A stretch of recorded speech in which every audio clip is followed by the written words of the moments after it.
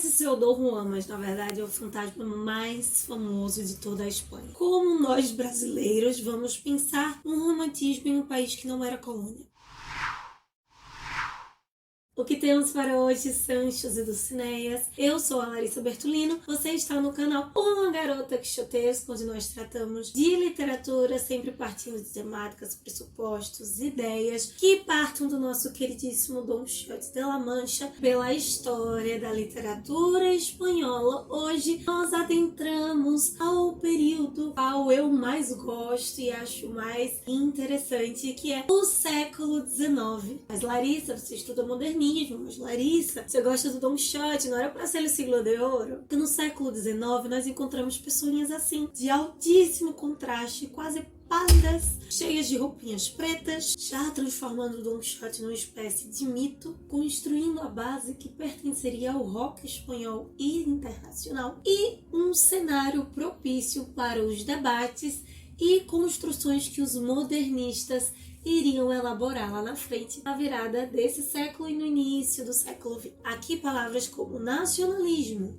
evasão, individualismo, natureza, rebeldia são as palavras da vez. Mas nenhum termo é tão forte quanto liberdade. Algo que no Estudiante de Salamanca se misture muito, se confunda um pouquinho com libertinagem. E até pode ser confundido ou estar associado a um outro tema muito valorizado naquele período: o liberalismo. José de Espronceda era um jovem escritor espanhol, um liberal rebelde, que fazia oposição ao governo de Fernando VII. Uma dessas formas de oposição foi pertencendo então à sociedade secreta numantina, em referência justamente aos numantinos, um povo ibérico que os romanos encontraram quando começaram a conquistar a região da Hispânia, com H, e resistiram ali firmemente à invasão romana na Península Ibérica. Ou seja, essa sociedade que o Espronceda estava participando evocava valores nacionalistas, patrióticos em prol de uma república contra a monarquia. Por isso, o poeta acabou sendo exilado 2 vezes durante a sua vida. Em um desses desterros, ele se refugiou na França, onde vivenciou a Revolução de 1830. Revolução gloriosa ali que unia burguesia, estudantes, que foi uma revolução burguesa, liberal e popular. Então já deu para ver que o Espronceda sim era um liberal relevante no seu período, não simplesmente um boêmio amante de mulheres casadas, como ele de fato foi. E apesar de ter morrido jovem, aos 34 anos, ele deixou obras muito relevantes na literatura espanhola, como O Diablo Mundo, o poema La Canción del Pirata, que inclusive foi transformado num rock, e sendo o pai da mortalidade, do individualismo liberal na Espanha, ele escreve então a sua obra que vamos comentar hoje, a mais importante de todas, El Estudiante de Salamanca, que o consagra na literatura de horror ou de terror. A gente vai diferenciar um pouquinho isso lá na frente, mas o que importa aqui é colocar medo. A forma mais valorizada durante o romantismo espanhol foram justamente as leyendas, inclusive termo esse que é até usado para tratar sobre os corsários, sobre os piratas na Espanha. As lendas eram um tipo de texto extremamente popular, ficaram consagradas até por outro grande romântico da época, que foi o Gustav Becker, e exatamente por ter essa tradição oral com as lendas muito forte, El Estudiante de Salamanca se destaca. Ele acaba sendo um marco nesse cenário, porque além de ser a primeira obra nesse início do século XIX que vai ressuscitar a lenda, o arquétipo do Dom Juan, tratando dessa vingança contra a honra perdida, apresentando esse machismo galante contra um sobrenatural assustador e que sempre acaba sendo vitorioso, afinal estamos tratando de literatura de horror ou de terror, mas especialmente porque o texto do Espronceda acaba sendo inovador por ser um poema lírico e ao mesmo tempo narrativo, com versos livres, o liberal aí na grande inovação do romantismo. Espronceda vai nos contar a história de Dom Félix de Montamar, que tem o Dom Juan como simplesmente o modelo da sua vida. Nós já vimos por aqui o Dom Juan do Zorrilla, do Tirso de Molina e do Quevedo. Estes 2 últimos serão de fato os Dom Juans exemplos do Dom Félix. Ele seduz e abandona várias mulheres. A primeira delas a aparecer no texto é Dona Elvira, uma jovem bela de família rica. Ninguém fica sabendo do ocorrido, mas ainda assim o sofrimento por ter sido seduzida e abandonada é tão forte que a Dona Elvira acaba morrendo e o seu irmão, Dom Diego, vai então duelar ou lançar o desafio, o duelo para o Dom Félix para resgatar a honra de sua falecida irmã. Só que neste embate, ambos acabam morrendo. E você pode pensar, Larissa, você acabou entregando o final da história.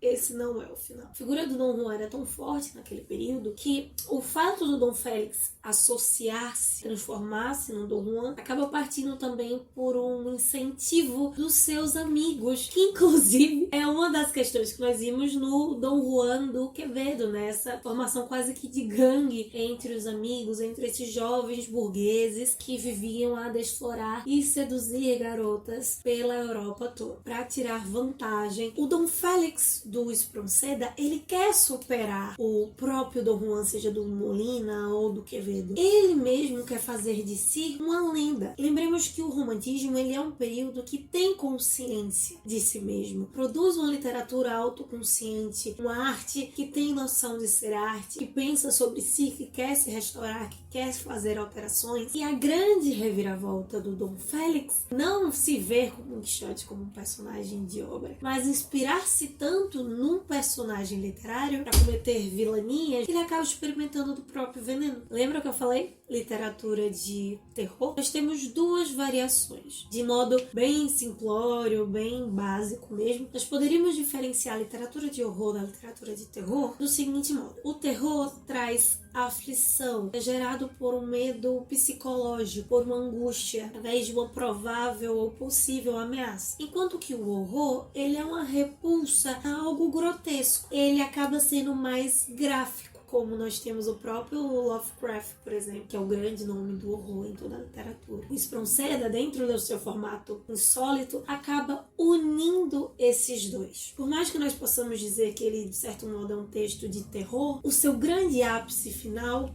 vem de um horror. Ele consegue misturar e equilibrar esses dois aspectos na sua obra. Algo excelente e digno do pai desse romantismo dark na Espanha. E por isso já digo, a partir de agora, cuidado com spoilers. Dom Félix, após o embate com Dom Diego, não percebe que morreu. O que me chamou a atenção na leitura por ser uma coisa recorrente no início do texto. Como assim? Ele estava morto desde o início? Não. Mas o Dom Félix tem uma visão extremamente equivocada sobre ele mesmo. Então, nada mais normal ou rotineiro do que ele não perceber a própria falta de vida, sua não mais existência. Ele encontra uma mulher vestida de branco, com um véu sobre o rosto, e ele vai fazer a única coisa que ele sabe fazer quando vê alguém do sexo oposto: tentar seduzir. E após diversas investidas, essa mulher se recusa. Ele vai perseguindo durante a caminhada dessa mulher, que está indo em direção ao cemitério. Ali no cemitério, ele faz novamente toda a sua proposta de que se ela se entregar para ele naquela noite, ele irá desposá-la. Até que chega então o você realmente não quer saber do final do livro. Pulo o vídeo para essa minutagem aqui e a gente continua o comentário. Ele vê o rosto, na verdade, a caveira de Elvira. Ela o agarra, o beija e enquanto exige o casamento com ele, vai arrastando-o para o inferno. O caráter moral dele, estudiante de Salamanca, está muito claro. Cuidado com o que você faz com a sua liberdade e com a liberdade dos outros. Mas, de todos os Dom Juans que nós vimos até hoje, é a primeira vez que o castigo é perpetrado pela mulher. A mulher não está dependendo de um homem ou da intervenção divina para se vingar. Então, além da forma do fantasma, de ser talvez o Dom Juan mais tenebroso de todos, há esse grande destaque. A antagonista é, ao mesmo tempo, objeto de desejo na obra. O romantismo espanhol ele acaba se destacando pela prosa ficcional, pelos quadros de costume que vão ser desenvolvidos pelo Larra, por um drama revolucionário, uma lírica e narrativa poética, mas especialmente por três aspectos que ficam muito evidentes na obra do Espronceda como um todo,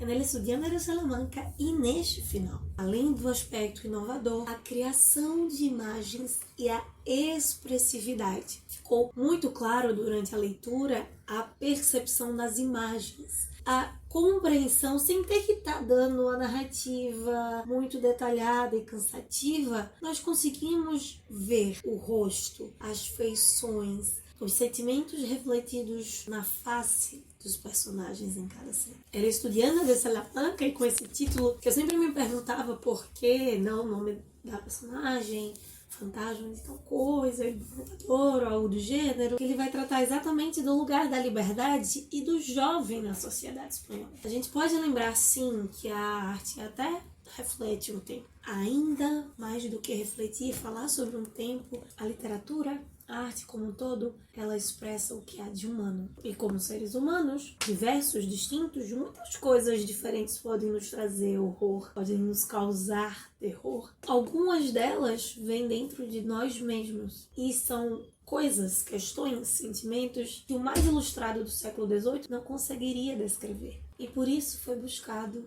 uma nova expressão. A impressão que me passa na cena final do El Estudiante de Salamanca é que aquilo que pode nos causar mais horror, mais terror, está dentro de um espelho. Não o espectro de um fantasma, mas o nosso próprio reflexo. Então é isso, meus queridos cavaleiros andantes. Este é o nosso comentário sobre El Estudiante de Salamanca. Se você já leu essa obra, já viu variações, adaptações, coloca aqui embaixo.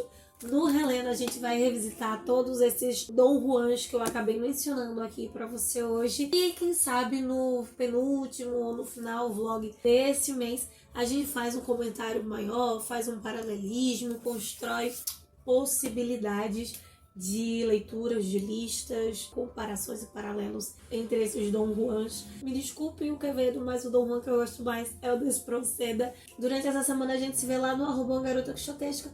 Vamos conversando também sobre a nossa leitura, os poemas que estamos vendo essa semana ainda na pegada pré-romântica, ilustrada da JLC, que possamos sair da biblioteca e ver muito além dos meios de ver.